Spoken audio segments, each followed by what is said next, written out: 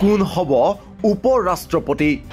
চৰ্চাত আছে মল্লিকাৰ্জুন খাৰ্গেৰ নামো অসাধ্য সাধন কৰিব নেকি ৰাহুল গান্ধীয়ে দেশৰ উপ ৰাষ্ট্ৰপতি হ'ব কংগ্ৰেছ অধ্যক্ষ মল্লিকাৰ্জুন খাৰ্গে হয় কথাটো শুনি প্ৰতিগৰাকী ব্যক্তি আচৰিত হ'ব আচৰিত হোৱাৰে কথা কাৰণ বিৰোধী প্ৰাৰ্থীক উপ ৰাষ্ট্ৰপতি পদত অধিষ্ঠিত কৰিব পৰাকৈ শক্তিশালী নহয় বিৰোধীৰ মুঠ ভোট আছে 322টা যেটো প্ৰয়োজনতকৈ 79টা কম আনহাতে শাসক দল বিজেপিৰ আছে 422টা ভোট যেটো প্ৰয়োজনতকৈ 31টা বেছি 48 গৰাকী সাংসদ কোনো মৰ্চাৰ লগত নাই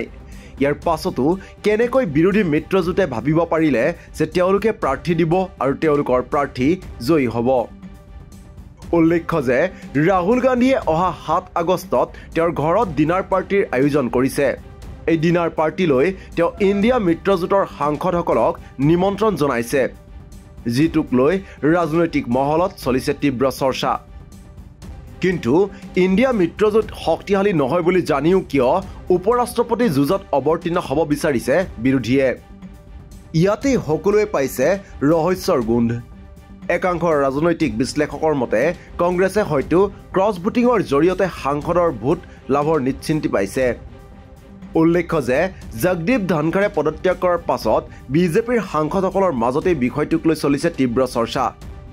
কাৰণ বিজেপিৰ সাংসদসকলে জানে যে জগদীপ ধনখৰে বিগত অধিৱেশনবোৰত প্ৰধানমন্ত্ৰী নৰেন্দ্ৰ মোদীৰ চৰকাৰলৈ আনুগত্য প্ৰকাশ কৰি বিৰোধীৰ সাংসদক শত্ৰুজ্ঞান কৰিছিল সংসদত বহু সময়ত তেওঁ নিৰপেক্ষ ভূমিকাৰ বিপৰীতে চৰকাৰৰ বহতীয়াৰ ভূমিকা লৈছিল সেয়ে বিজেপি সাংসদসকলৰ মাজত যথেষ্ট জনপ্ৰিয় আছিল জগদীপ ধনখৰ কিন্তু সেইগৰাকী উপ ৰাষ্ট্ৰপতিৰে কাৰ্যকাল সম্পূৰ্ণ নকৰাকৈ আধাতে বিদায় ল'বলগীয়া হোৱা বিষয়টোৱে ক্ষোভিত কৰিছে একাংশ বিজেপিৰ সাংসদক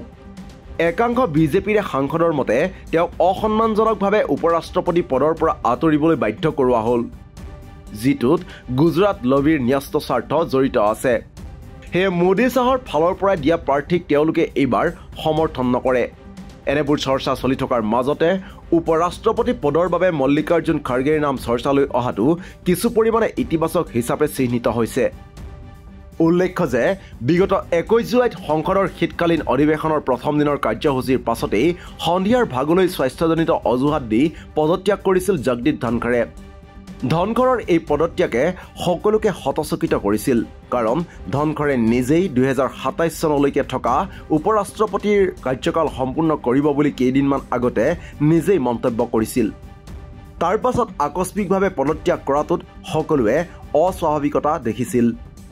গুৰুত্বপূৰ্ণ বিষয়টো হ'ল ধনখৰৰ লগত প্ৰধানমন্ত্ৰী মোদীৰ সম্পৰ্ক বিগত এপ্ৰিল মাহৰ পৰাই বৰ সুখকৰ নাছিল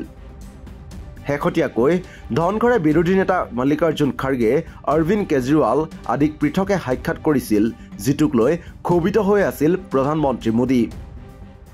গতিকে শেষৰ ফালে জগদীপ ধনখৰ মোদীৰ অপ্ৰিয় হ'লেও প্ৰিয় হৈছিল বিৰোধীৰ